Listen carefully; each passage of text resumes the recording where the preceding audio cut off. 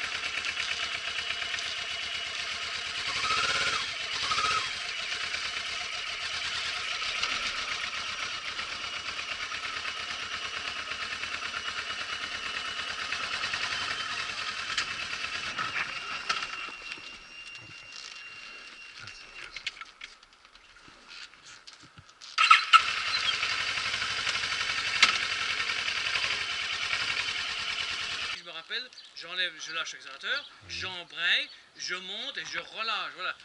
Tout ça, c'est dans la tête avant de passer à deux. Quand tu passeras tes vitesses comme tu passes sur ta bagnole, c'est dans peu de temps, on va dire. Oui. Quand tu passes tes vitesses sur la bagnole, tu peux le faire en discutant avec les passagers. Oui. Tu n'as pas besoin de réfléchir. Bon, mais pour l'instant, tu réfléchis. Alors réfléchis. Ne passe pas la 2 n'importe comment. Dans peu de temps, tu vas pouvoir passer la 2 sans y réfléchir. Mais pour l'instant, réfléchis à passer ta 2. Voilà. Tant que tu feras les choses l'une derrière l'autre et réfléchis, ça ne posera aucun problème. Aucun problème. Nous, ce qu'on va faire quand on roule en moto, on a déjà pas mal de problèmes avec ceux qui sont autour de nous. Oui. Si toi, tu augmentes tes problèmes en faisant tout à l'arrache sans réfléchir, tu n'iras pas loin, hein, c'est sûr, hein, tu n'iras pas loin. Surtout que tu sais, les autres, ils ne te feront pas de cadeau.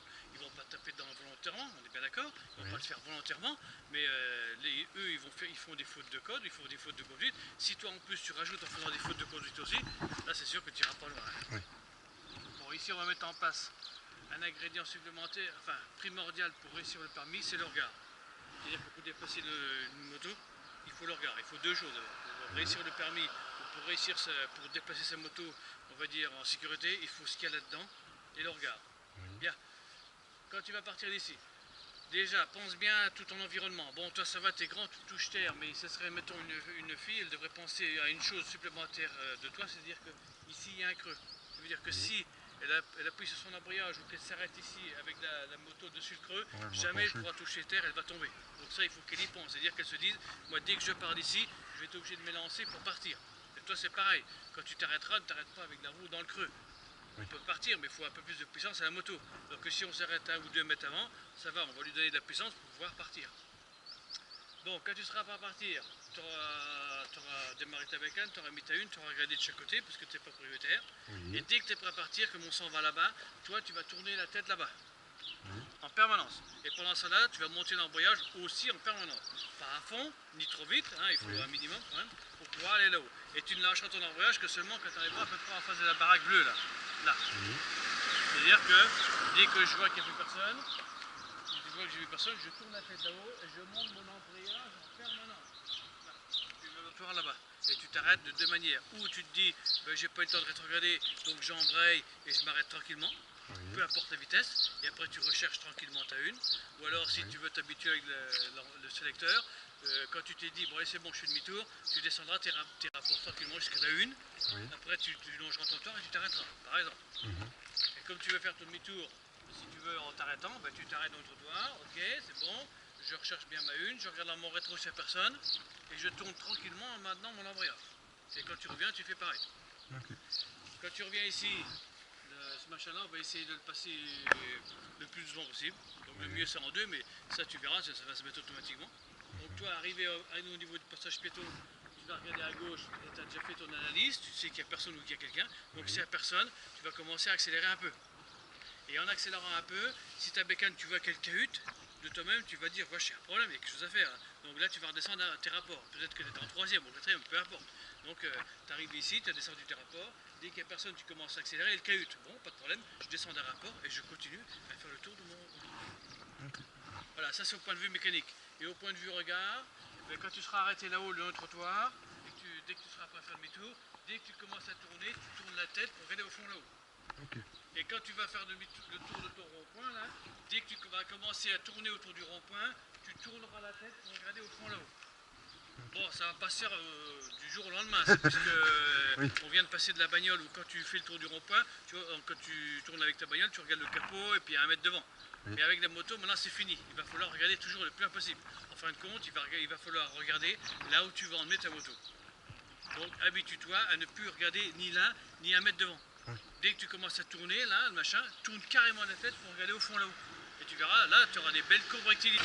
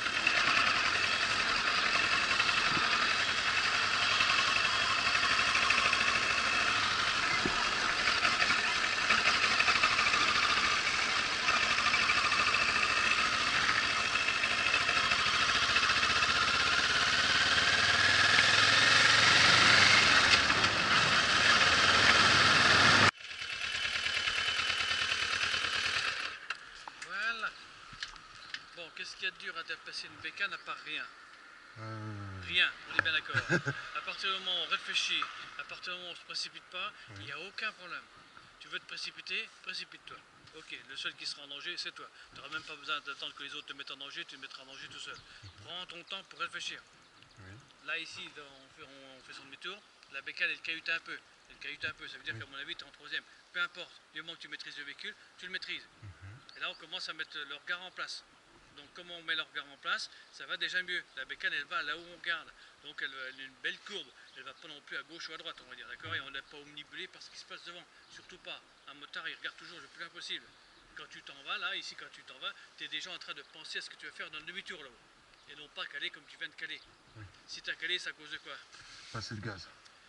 Ouais, mais disons que tu as monté trop vite ton embrayage. Parce que pour faire demi-tour, tu Aussi. as besoin de gaz. Et rien qu'à mettre dans l'embrayage, ça suffit. C'est pas la Oui. peine d'accélérer. Après, quand tu auras l'habitude, oui, même moi, quand je suis arrêté à un stop, je n'ai pas confiance à ma main gauche. Elle peut très bien remonter l'embrayage très vite. Donc je dis à ma main droite, donne-moi des petits coups d'accélérateur comme ça pour partir. Comme ça, même si je remonte vite, je ne calerai jamais. Bon, ça, c'est autre chose. Et là, pour l'instant, essaie de maîtriser ta pédale d'embrayage. C'est-à-dire que dès qu'elle commence à avancer, tu la maintiens, et puis c'est tout, tu ne bouges plus. Et essaye aussi de ne pas trop pianoter avec tes jambes. Là, je vois, il y a un moment, tu t'appuies dessus, tu le remets sur le pied. Non, non, quand tu as arrêté, laisse les deux pieds par terre. N'essaye pas de les mettre sur le pied. Même ton demi-tour, laisse les deux pieds en dehors si tu veux. Ok. N'essaye pas de les mettre automatiquement sur le pied. Et quand tu t'élances, c'est pareil. Et là, tant que tu n'es pas sûr de ton équilibre, qu'elle ne va pas assez vite, laisse encore tes pieds. Tant qu'ils ne traînent pas par terre, c'est pas une faute. Ok. Moi, ce que je veux, c'est que tu écartes les pieds au cas où, mais ne pianote pas comme ça. Non, ça, c'est une faute, on est bien d'accord. Parce que là, si tu pianotes avec tes pieds pour t'arrêter ou pour faire demi-tour, tu es en train de me montrer que tu sais pas ce que tu fais là, en ce moment-là. Normalement, quand on pose les pieds, c'est qu'on est arrêté. On va pas courir avec la moto comme ça. Non, non, on a décidé de s'arrêter, on écarte les pieds, et au moment où on a pilé, on les pousse par terre. Voilà, c'est ça là. C'est-à-dire qu'on a pris une décision. Bon, autrement, ça va. Tu arrives à passer 3, la 4, la 5, tout ça là? Jusqu'à Enfin, peu importe, quatrième. bon, tu arrives à les passer, c'est tout. Oui. Bon. Là, maintenant, tu vas commencer à tout doucement à mettre en place aussi le dynamisme. J'ai pas dit la vitesse, j'ai dit le dynamisme. Ça veut dire que le rond-point, tu vas le passer à la vitesse que tu veux. Oui. Et dès que la bécane est l'air tracée, là, tu vas dégager le rond-point. Tu vas accélérer un peu plus pour passer la vitesse supérieure. On ne se traîne pas lorsqu'on sort d'un rond-point. D'accord? Tu vas t'apercevoir que quand tu vas rouler, toi, le danger, c'est les tas de ferrailles qui sont autour de nous, c'est-à-dire des bagnoles. Quand on est dans une intersection comme ça, qu'on va doucement, les bagnoles sont derrière nous. Et toi, tu te dis, putain, j'ai 15 bagnoles derrière, c'est trop dangereux pour moi, je sais pas ce qu'elles valent. Donc dès que tu sors, nous, on a la possibilité avec la moto, on dégage. La première chose que tu fais, tu dégages. Tu passes par la vitesse, tu dégages. Et après seulement, tu passeras la vitesse. C'est ce qu'on appelle le dynamisme.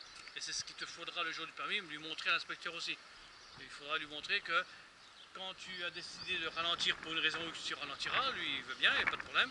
Mais dès que devant toi c'est dégagé, là on va dynamiser. On va dynamiser pour partir, pour passer à la vitesse supérieure. Bon, ben c'est bien, tu continues, tu vas démarrer, tu fais encore le tour du rond-point, tu fais ça 2-3 fois.